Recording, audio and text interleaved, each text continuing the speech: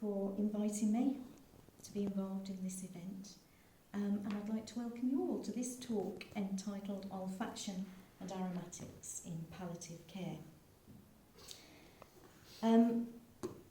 I have a passion for aromatherapy. I trained in it, oh my goodness, 25 plus years ago, I suppose now. And I used to teach it around the world and in several places in the UK. And although I don't teach aromatherapy anymore, I still teach Reiki, but not aromatherapy, it still is one of my passions, I suppose. I use the oils every day in some shape or form. And the thing that I find most inspiring about them is that it's not just that they work on one level, but I'm sure, as you all appreciate, they work on mind, body and spirit levels as well. And aromatherapy was a topic introduced to me back in the early 1990s by the enigmatic and charming Mrs. Darley, who I was fortunate enough to live next door to when I lived in Bodmin Moor in Cornwall. Now back then, of course, aromatherapy was still very much on the fringe. It was a bit occultish, a bit hippie-ish. And for the mainstream in society, which is definitely how I saw myself at that time, it was quite odd. Because didn't we just take a tablet when we felt physically ill? Didn't we just get on with it or have a glass of wine when we were feeling emotionally scarred or psychologically fragile? And didn't we just leave the process of dying to the medical profession? But Mrs. Darley encouraged me to question the mainstream, to think for myself, and not just to accept consensus truth. Whether this came from the government, from the teachers, from the church, or from the NHS. And so came my first introduction to essential oils one evening in Mrs. Darley's cottage in December, just before the festive season began. I'm just going to share with you that introduction. As soon as I stepped inside Mrs. Darley's cottage, I felt as though I'd been transported into a woodland grotto. Every beam, shelf and lintel was an array of winter foliage, from fir and mistletoe to holly and ivy, all interwoven with combs, cinnamon sticks and red ribbon. The aroma of the greenery, combined with sweet wood smoke from the fire and mulled wine from the kitchen, made a heady concoction and was truly a feast for the senses. "Here we are, dear," said Mrs. Darley, as a cup of mulled wine made its way into my hands.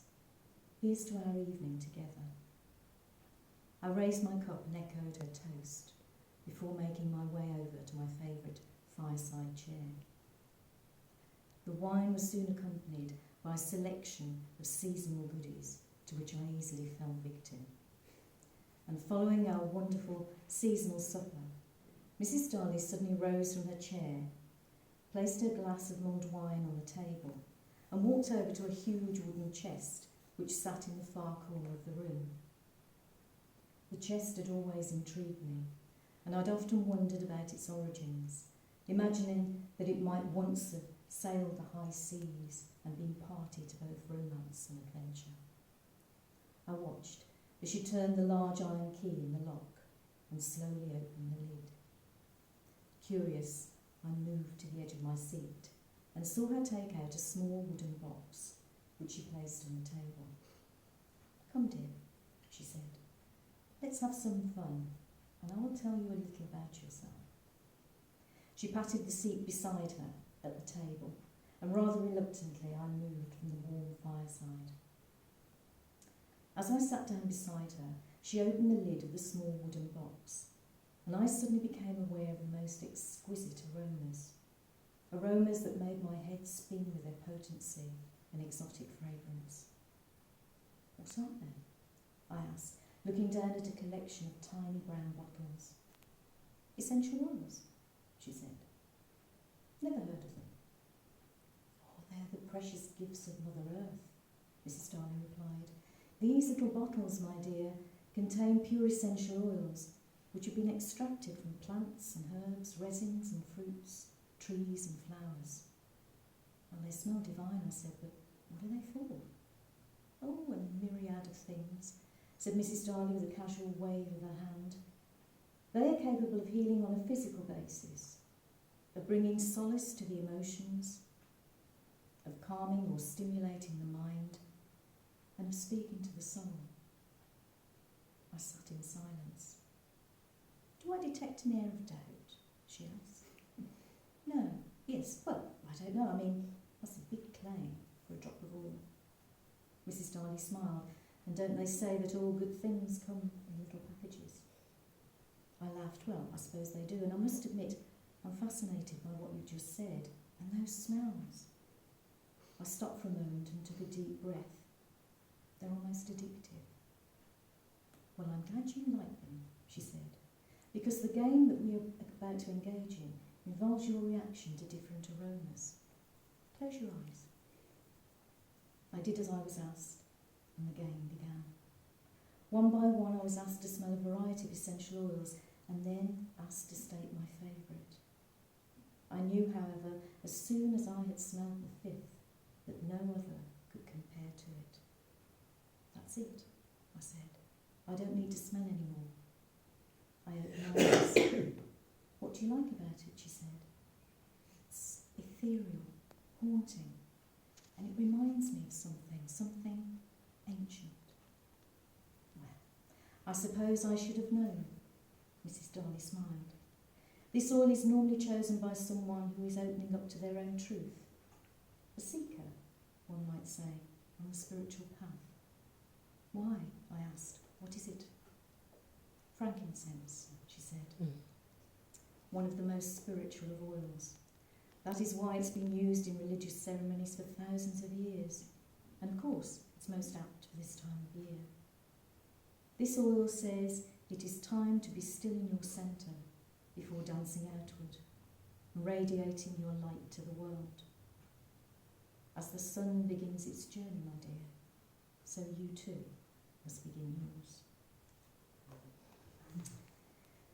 And so I will pass some frankincense round. I'm sure you all know what frankincense smells like, but it never goes amiss, does it?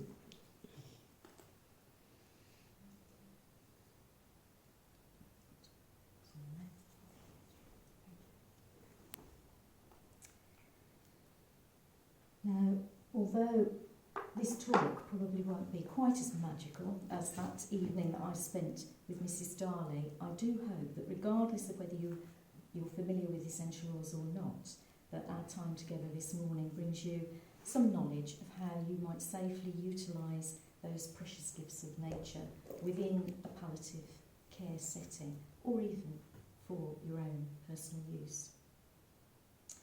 Now, most people will associate essential oils with aromatherapy, but aromatherapy is a relatively modern term, and it was only coined in 1928 by a Frenchman called René Gattefossé. And in this country over the last 30 years, it's become associated with the art of massage.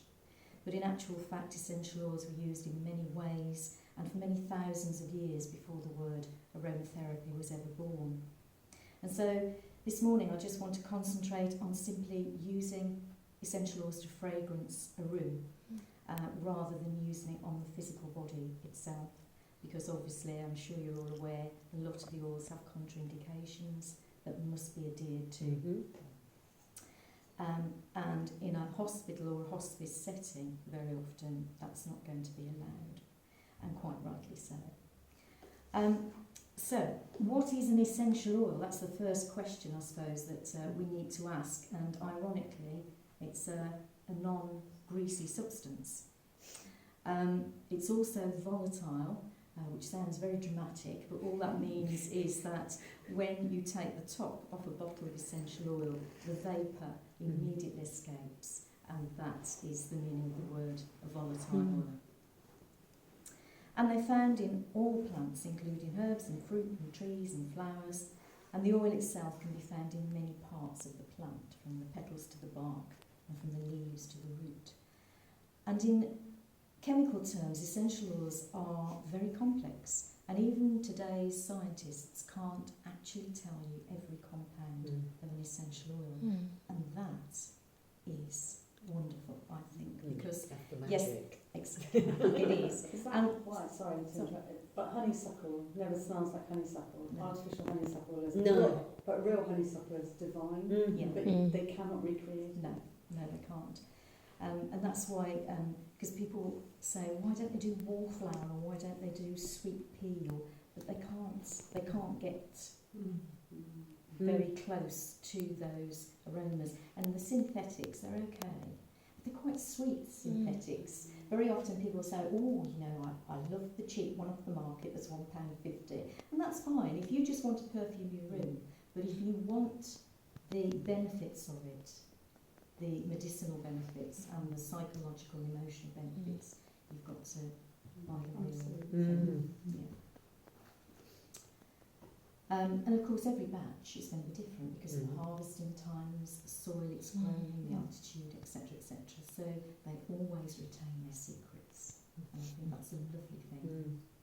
And essential oils, of course, have been referred to very often as the life force of the plant, and therefore offer healing on all these many levels. And that's something that's particularly invaluable at end of life.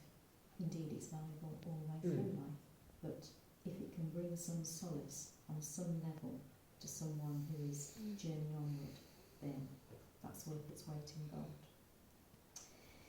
So, this sense of smell then, it's something that we don't really think about too often. We take it for granted, don't we? It's one of the most ancient of all the senses, and it's present in the unborn child between 11 and 14 weeks. So what you expose the child in the womb to on an aromatic level is really quite important. And it's a shame really that when you ask people which of the senses, if they had to choose one of the 5 that they would rather do without, a huge percentage choose smell because they don't think it's that important. But hopefully I'm going to change your mind. Yeah. So what does sense of smell actually do for us? Well, first of all, it keeps us safe because we can smell smoke, we can smell gas, we can smell if our food has gone off.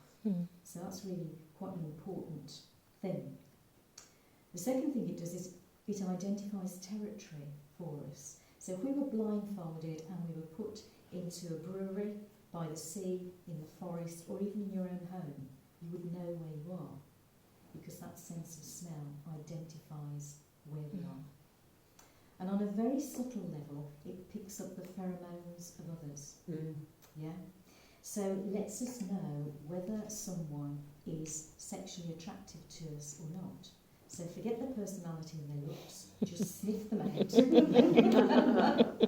Which is quite an interesting thing, really, isn't it? It regulates our appetite as well. So it can stimulate it or it can suppress it. Most people are more interested in the suppressing of it.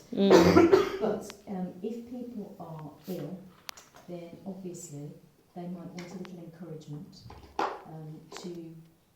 Now you see, I put all these in order. That's not worked too well, is it? Now this one will encourage your appetite. But you don't taste if you don't smell. No, you don't. And that's another one of the key aspects. Sorry, I apologise. This one is going to suppress your appetite. So if you smell peppermint or apple before a meal, you feel more full.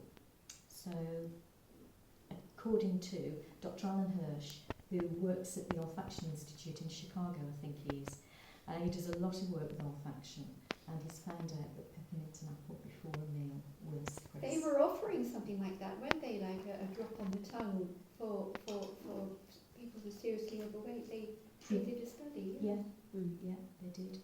And this one will encourage appetite. So if you've got someone who is ill My or dad's like that at the convalescing, moment, so yeah. yeah.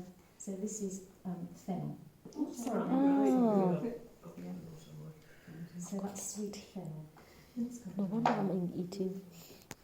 We were talking yesterday about pigs being sacred and why.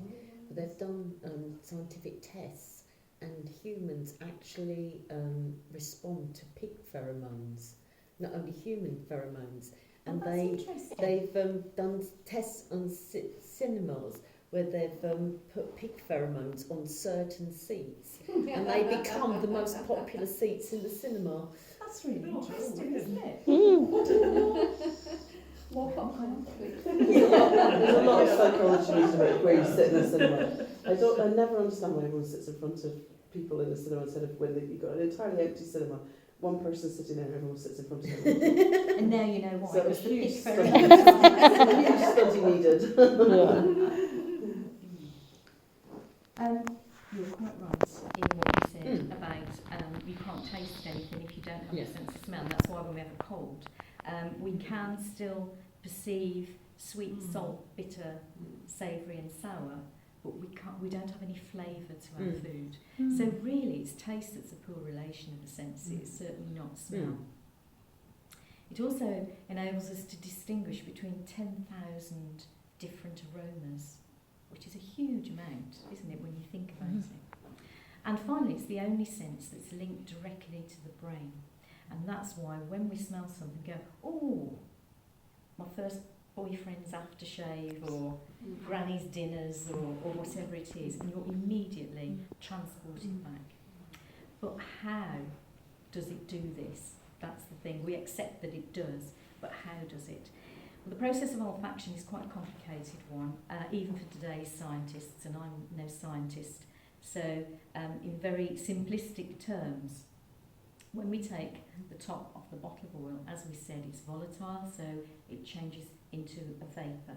That vapour then travels into the nasal cavity, and you know you've got tiny hairs in your nasal cavity called cilia.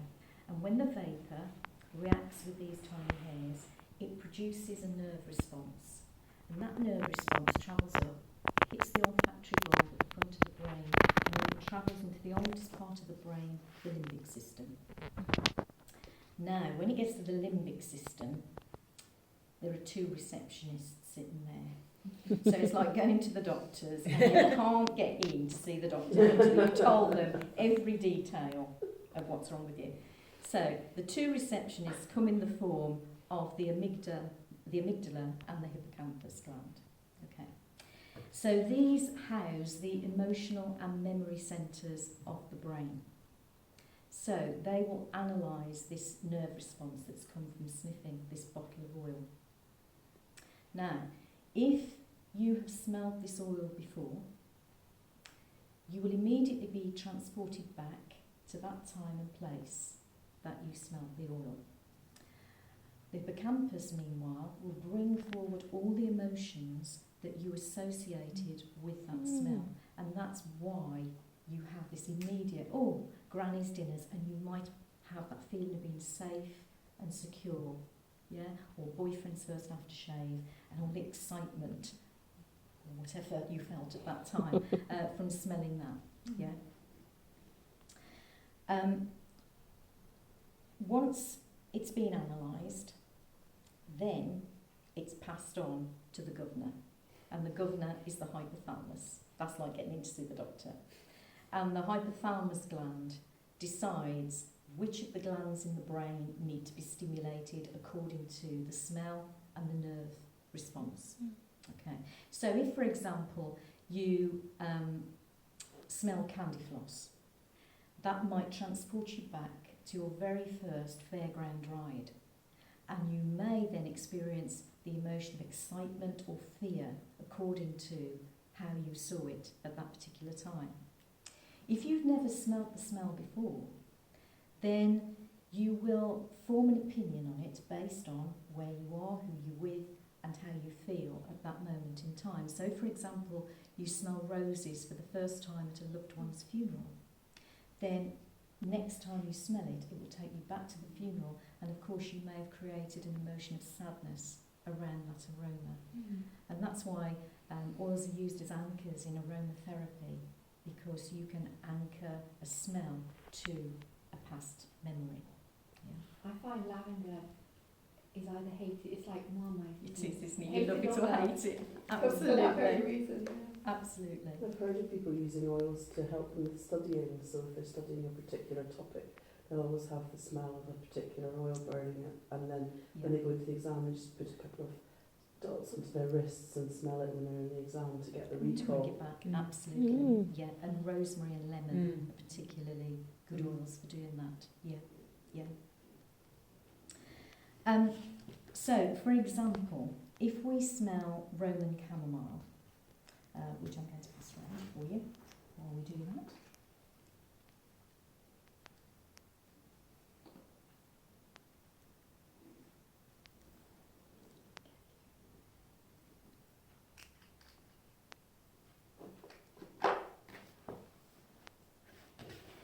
So once this aroma has gone through its, getting to the receptionist, getting to the hypothalamus gland, the hypothalamus gland will then say the Rafe nucleus gland needs to be stimulated according to the nerve message that I have received from this particular oil. And the Rafe nucleus gland will then release neurochemicals into the bloodstream. And the neurochemical it releases is serotonin. And as the serotonin begins to flow around the body, so feelings of calm and peace and tranquility, and you may then fall into a deep, relaxing sleep. Has this been measured, the length of time that I dare say it experience has. takes? I personally would say 10 to 15 minutes Oh, okay.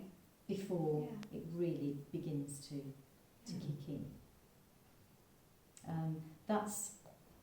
That's what I personally have found with clients and personally, but that's not a sign. I'm not quoting a scientific measurement here. Now, Robert Tisserand, he may well have measured it. So if you go onto his website, he may well have some details on there. That's what I would say, to give it chance to get into the bloodstream and to begin to flow, and for you to begin to. Because that's to cancel everything else out first, doesn't Yeah. it? Before it? Yeah, it does. So how can we administer oils safely, just for the purpose of inhalation? Well, I'm sure you all know. I mean, back in the day, of course, we all had, did we not, the candle Mm. and the water or the oil burner. Of course, if you're working in a hospice or a hospital setting, then a naked flame isn't going to be acceptable. Mm-mm. And even at Especially home, when they've got oxygen. yes, exactly.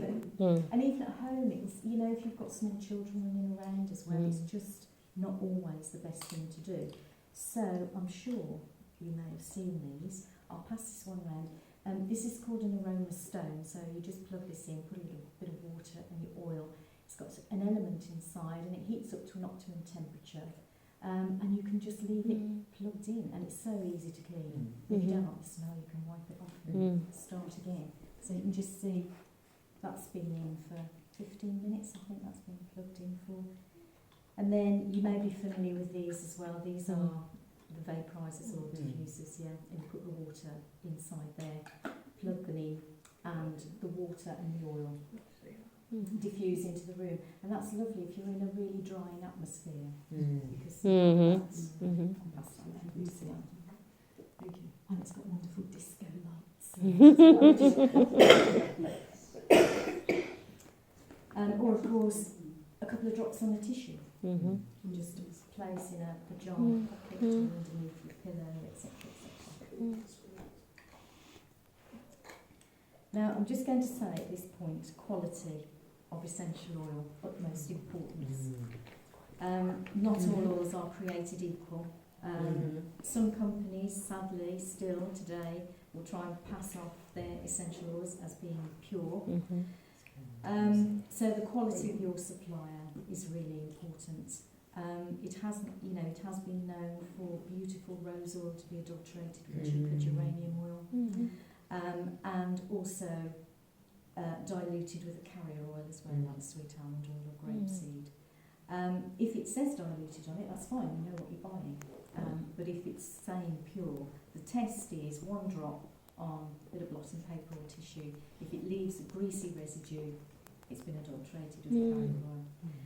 That's not to be confused with the colour, because some of the oils, obviously, as you appreciate, like patchouli and vetiver, are very dark oils. And that's just going to stain whatever. But the greasy residue around it, you know that you've got a diluted one. My top 3 companies, I've used them for over 25 years. I sell them in my little herbal shop in Worcestershire, and I would never sell anything else, and I would never use anything else.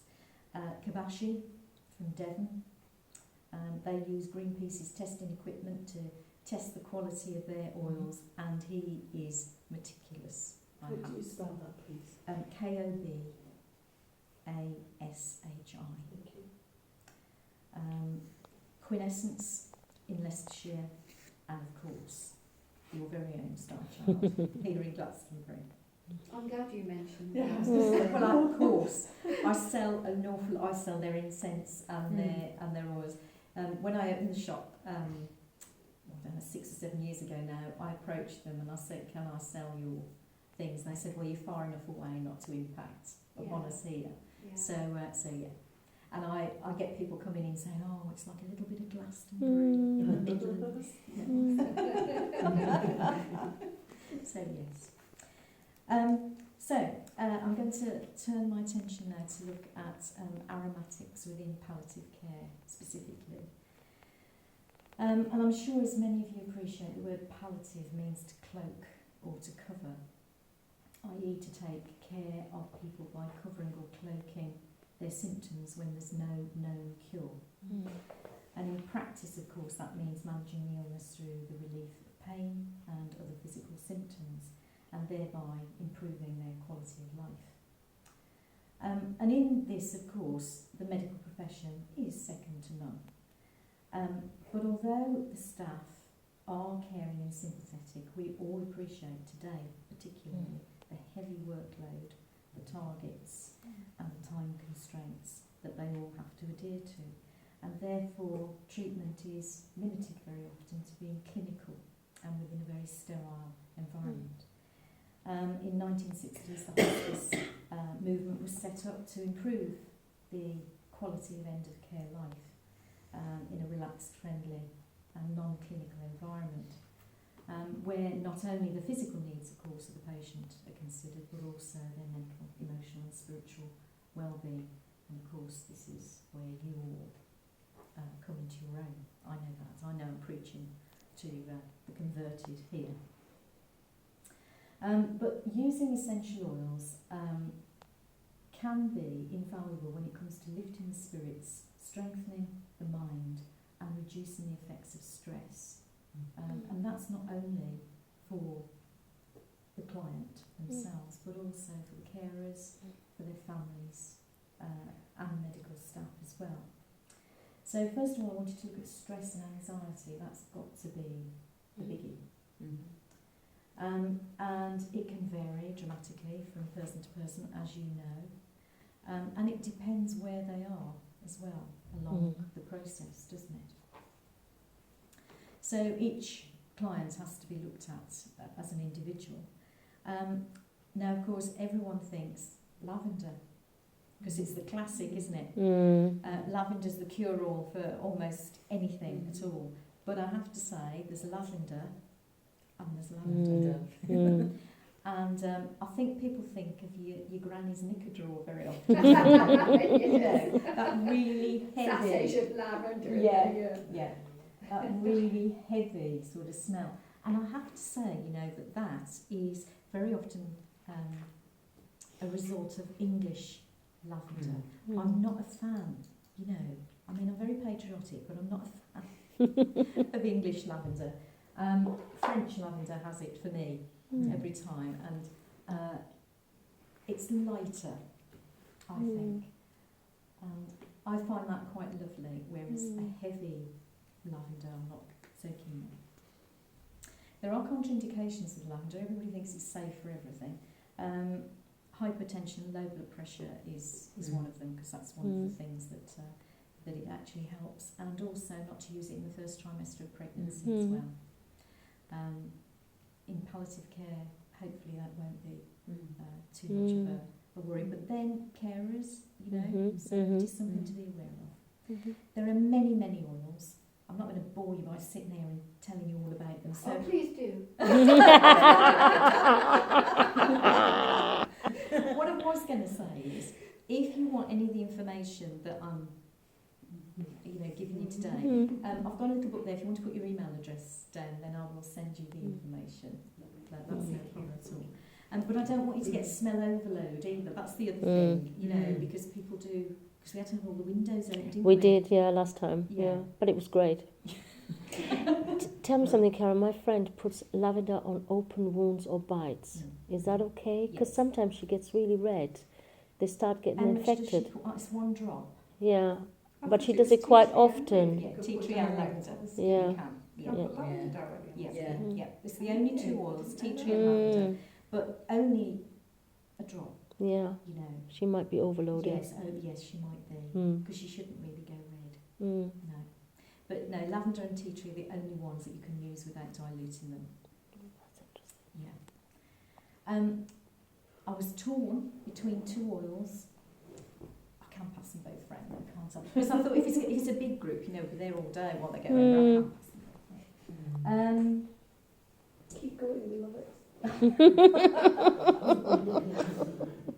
So, in the stress and anxiety department, then ylang ylang. Mine one of my favourites. Do you like this oil anyway? Yes. I have about 5 favourites, and that's only top 5. Now, ylang ylang means flower of flowers, and it comes from the South Sea Islands, and it's used in antimacassar oil, and that was something that men used to put on their hair, to make it shine. And your granny used to have those little covers that she put over the back of the settee. Yeah, to stop the hair oil on the back and of the they were called sofa. antimacassars. That's it. Yeah, and it comes from the name of the macassar oil, and that has in it ylang ylang. So, Is there ever a problem where we're going to over-subscribe ylang ylang? Like we have an argument about sage. We just And frankincense comes out. if it's such a delicate flower and where it comes from, is there oh, a I see, possibility that we're- sustainability. Sustainability, You yeah. They're quite good. I go by what Kabashi sells. If he feels that there is any threat to the environment, he won't buy it. So he stopped buying rosewood oil years and years ago, because to distill rosewood oil you need the heartwood of a tree, and they were cutting down so many rosewood trees and they weren't replacing them. So he stopped selling it. And the same with jasmine, he stopped selling that for a while as well. So if he sells it, I know it's okay, because his list compared to an awful lot of aromatherapy companies is quite small. So that's my gauge. Like cedarwood became unpopular. Yeah, it did. Yeah. Well, that is to say, they were saying stop buying so much of it, find something else to use. Yes, absolutely. I can't remember what he replaced it with. And I think oak it was- moss. Oak moss is another. Oh yes, oak moss was Yeah. definitely. I think he replaced rosewood with hoewood, Yes. because it was a very similar sort of. It's all right. I was racking my brains then. I was thinking there's a connection with Homewood here somewhere, and I couldn't think what it was. Yes. Yeah, that's what he replaced it with. So yes, as long as he's selling it, I know it's okay. That's a good meter. Yeah. Yeah, definitely. Because when Coca-Cola brought out, was it Dr. Pepper? They bought almost all the world's supply of black pepper, and I know at the time I was still selling black pepper at sort of £2.50 a bottle. And the one day, I've not checked the prices for ages, and I Yeah. saw that it's gone up to £5 or £6. Mm. I thought, why is Yeah. this? And it was because it became so rare because they bought up huge supplies of pepper to make their drink. So yeah, but we're okay with ylang ylang at the minute. So it's a key one for stress and anxiety. You can keep that. It's one smell I don't like. It's really Too heavy. Yeah. They call it the poor man's jasmine. And I must admit, I find ylang ylang quite heavy. My husband loves it. It's quite sweet. There's no contraindications with it really, but the one thing that you do have to be careful with, overuse can cause headaches. As you can imagine, it can be quite cloying. It's lovely one with geranium. Yes. Yes. When you blend it, yes, you can knock off that heaviness, can't you? It regulates adrenaline flow. It helps rapid heartbeat, so tachycardia, so it calms everything down. It's great for anxiety, overexcitable conditions. It eases anger, shock, panic and fear. And it works with the sacral and the brow chakra. So it brings truth and a steely determination when the nerves faltering. This is with ylang ylang. Okay. I could do with some of that. But it gives me a headache. Yeah. So what's your alternative? Is that what you want to know? Yeah. Well, there's quite a few. But I'm going to pass another one around now that you might like. Okay. But Roman chamomile, that one that's just come round, that's good. Lavender, of course, is good. And frankincense. Right. No. The frankincense panicked me. Did it really? Panic. Oh, goodness me. Yeah. That's interesting.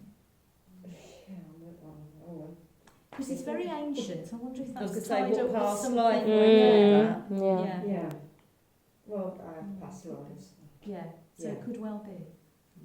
Yeah. See, I find frankincense. I just adore it. But you know, Yeah. who knows how you come into contact with it before. I don't want this. Yeah. And Neil's that's Yard use a lot of frankincense, don't they, in their products? sorry. Neil's Yard, they use Yes, a lot they of do. frankincense They in do. their products. Yeah. Yeah. My husband adored frankincense. We would remind him of church incense being a good Catholic. Absolutely. Yes. Now, this is a Marmite one. Maxi, whatever it's called, that's my pet name. What's When that? we were at Barla. Oponax. I gave them all Oponax, and I yes, said, mean, you that's either not love my it, taste. Multi mushrooms doesn't Yeah. do it for me, I'm sorry. and it was like, out of the lot of them, 2 of them loved it.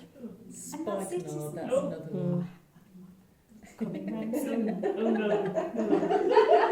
no, that's not doing it for me. Which one is that one? That gave me a bit of a headache. Did it? Mm. Yeah, too heavy. Yeah. Yes, I'm interested in your reaction to this one. Obviously, you've got a no there. Do you know of another one? Well, they're all slipping away. Do you know of another one that's good for loss of appetite along with fennel? Is there another one as well? Not really, no. Fennel's always my go-to, whether it's a tea that I recommend or the oil. Yeah. Those. I love drinking fennel tea, that explains a lot why I get ravenous at night. Yeah. I mean, it's like it your at night, grandson, yeah. Yes. We give him those. We give him fennel tea now. Yeah, that was one of the first things I went to, is fennel tea, yeah. Yeah. To drink peppermint tea at night. Yeah, we'll have to drink, yeah, quite right. So what's your opinion on this? This is valerian, obviously, as you can see, that's coming round. Quite bit on this. It smells like manure. Well, yes, I have heard it called many things. Sorry. I know, no, I'm no. intrigued. Well, I have to say that in the shop I sell herbal teas and things as well, and I do a restful sleep remedy, and it is a combination of valerian and lime flower. And I wait until there's no one in the shop before I always bag up one ready, and I wait till there's no one there because I know the smell. And I've got a great jar of the root, so you can imagine. Yeah. And the one day, someone had tried the tester off the shelf, and I thought, oh, I hate it. I see them. They gravitate towards it every single time. It's always the one that people want to smell. And it was just everywhere. And there was a couple came in. And they, and they went out. Yeah. Checking their shoes. Yes. It does have that, doesn't it? I know. Yeah, it's multi-layered. There's lots of different... Yeah, because I think there's a sweet tone of violets, I think, Yeah. at the end, Yeah. for me. Yeah, And I've got to it admit, I comes really in love it. waves of different... It does. I have to use that with my cats because they love it, don't my they? old cat, he's in his 20s, literally pissed himself. He was on there, he was rolling in it. Oh my god, this is so good. They adore it. Better than catnip. Yeah. So do you know They what reckon this the one smells Pied Piper of Hamelin had some valerian in his... It comes Oh off yes, now. I know this yeah, one. Yeah, That the note. rats all followed him. Yeah. Yeah. I don't know. But this couple, bless them, they did come back in afterwards, about 10 minutes later, and they said, we had to go out. I said, because that man who was in before. I said, oh, no, it wasn't him. Bless. No. So yes, I always try and do things when there's no one else in the shop, I have to say. Follow him around town. Yeah. And I have to burn incense afterwards to try and get rid of the smell. But it is a great calmer. Not calmer, but it does bring things right down. And on a physical level, this one can also help with restless leg syndrome, anything with a nervous complaint. They reckon that it can have some beneficial aspects to those who suffer from Parkinson's disease, anything where the shakes, tics, tremors as well.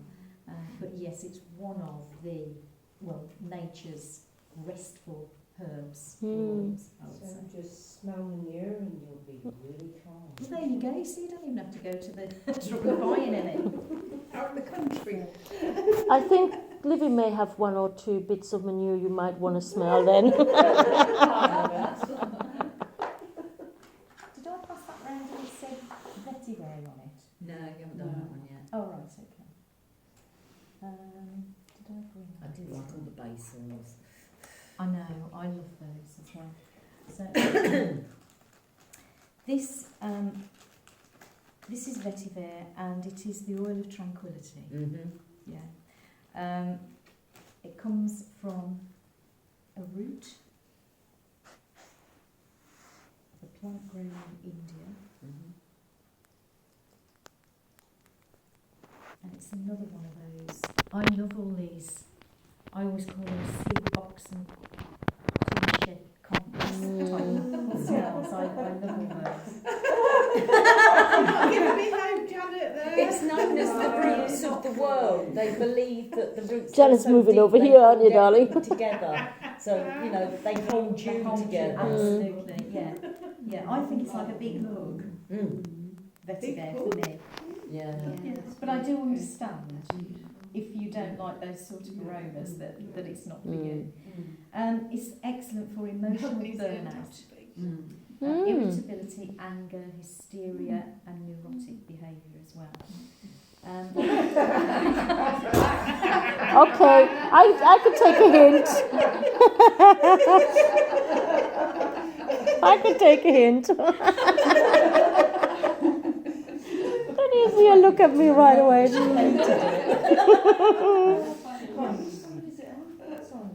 I like all the citrusy smells as well. You get Top that. notes. There are no contraindications that are known to this oil, so it is safe. Or I should say the contraindications to the valerian that I passed around. There aren't a lot, actually. It can become addictive, but if you're using it... There you go. Well, yes. You don't believe that for a minute.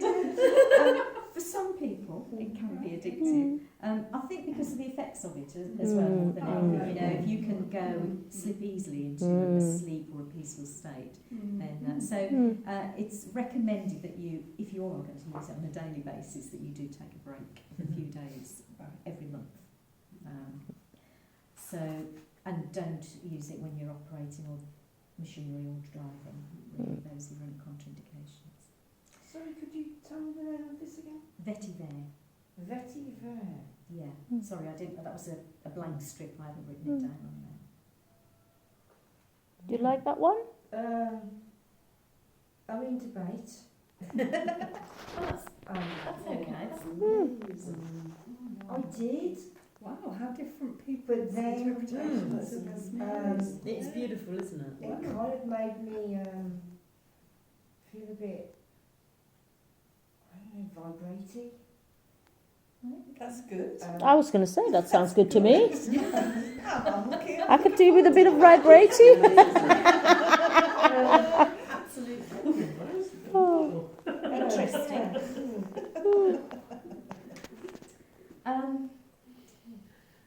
I'm now going to look at depression. Obviously, depression has to be, doesn't it, one of those things that everyone goes through, I suppose, when they're given a diagnosis that means end of life, and of course for the carers as well. And of course, the knock-on effect with depression is that it suppresses the immune system, opens you up then to secondary infection. So if we can deal with the depression in some small way, then that has to help. Now, of course, there are lots of oils that deal with depression. So geranium is a classic, but I've chosen one that maybe is lesser known, and this is Palmarosa. Oh, I love Palmarosa. I love that. It's quite expensive, that one, isn't it? It's not too bad. No, Not too bad. Actual rose is quite expensive. Real good roses. Yeah. Especially if you get the absolute. I was just going to say the Ponderosa. That's quite nice, isn't it?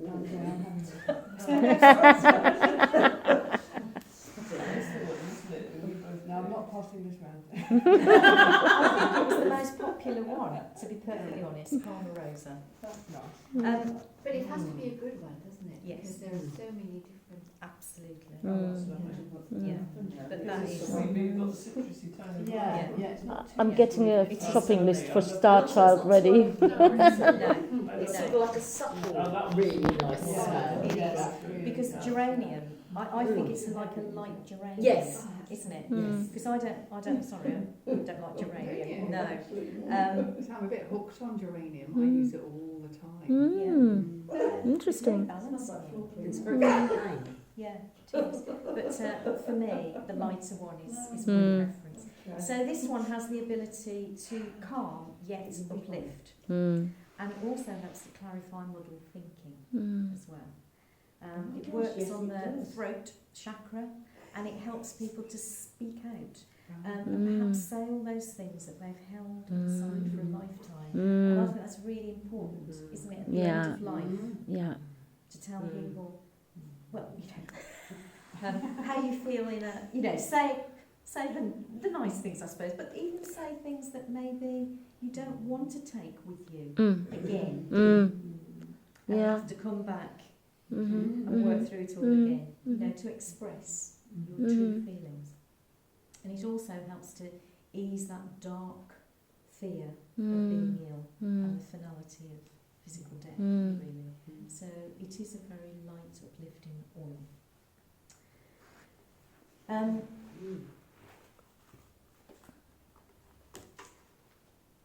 Now I just want to look at a few other oils that, when end of life is quite close, their effect on the spiritual level particularly. And oils as well that help the soul to pass over. Frankincense is a classic. I'm not going to pass that one around again, because it calms and it raises the consciousness as well. And it assists in a person letting go of perceived mistakes that they've made throughout life, rather again than taking them with them. Just let them go. You've learned from them, hopefully. And it also helps an individual forge a connection with their idea of divinity, whoever or whatever they perceive that to be. I lost my dad in January this year, and I was lucky enough to be there with him. And it was a very peaceful death. And I'd got frankincense in my bag, because I've always got frankincense in my bag. And a few seconds after he'd gone, I put frankincense on his third eye, and I hope that helped the soul pass over. So, you know, that's, I always carry tea tree, I always carry lavender, and I always carry frankincense in my bag. Weighs a ton, but you never know. So, another one is bergamot. Yeah. Now, bergamot is used to, well, aromatherapists use it as a bipolar treatment because it brings balance.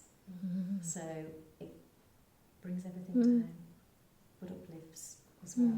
So it's a classic treatment. It's also in Lady Grey tea, isn't it? Yeah, because that's Grey tea. Earl Grey, yeah? Is it Earl Grey, yeah? It is. So it helps to open up the heart centre and to release emotions that are held here. So that's very good as well for carers as well as the clients. Because I really love Earl Grey tea. I drink it all the time. So. There you go. Yeah. You're always drawn to what you need. Aren't you? It also allows expansion of the soul as well. So that at that moment of passing over, the soul you know, burst free of all these physical constraints. And for the grieving, of course, it helps lift the spirits. And to help bring realisation that that person's incarnation is complete. And an acceptance. It's not going to take away the grief, we know that. But just an acceptance, I suppose. And a must in palliative care is Melissa or lemon balm, as you may have it growing in your garden. Yes, I do. Yes, lemon balm tea. Stuff. We had some yesterday. We did. Did you? We did, yeah. I mean, it's just a cure-all. Lemon balm. It's my longest. I've got sort of information behind all the different herbal teas and things that I sell, and it's my longest piece of information with all the brilliant things that it does. Yeah. And when you look at it, it's such an sort of an insignificant looking little plant. It's an unassuming plant, isn't it? It is. Yeah. But that's the thing, isn't it? The quiet ones always have the flowers are so teeny. Yeah, they are. Yeah. And that's why it's so expensive.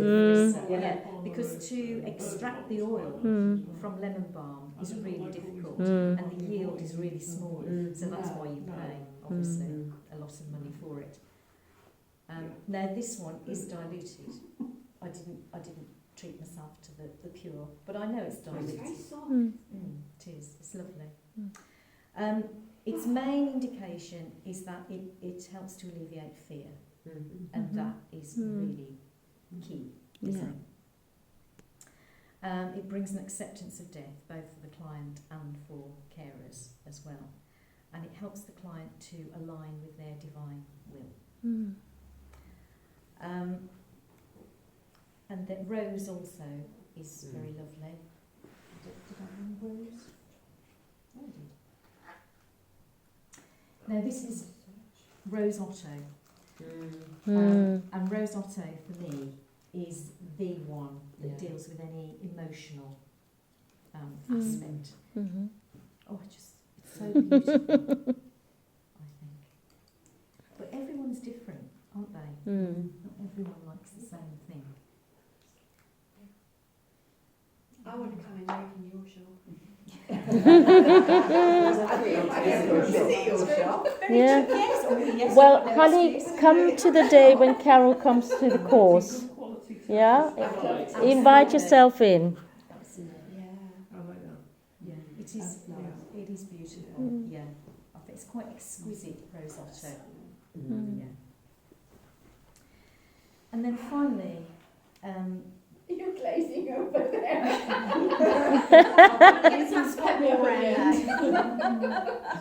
this is the thing, because you can get smell overload, Mm. can't you? You know? Mm. Well, hopefully, after all the ones you've smelled today, Mm. you'll be balanced by the time you go out.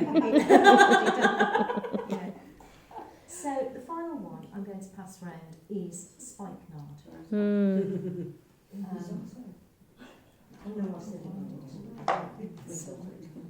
Now I love this, so you know we're back to potting sheds and roots. Mm.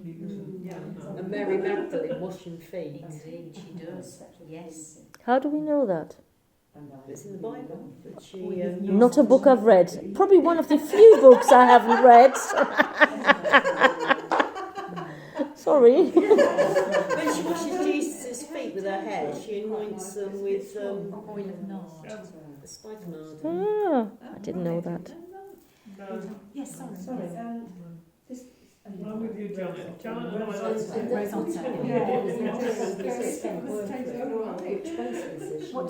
What else does it work? I know it works for the end of life. Yeah. If you're fit and healthy, what does it work with? Yeah. It's very much aligned to the heart centre. Mm. Okay. So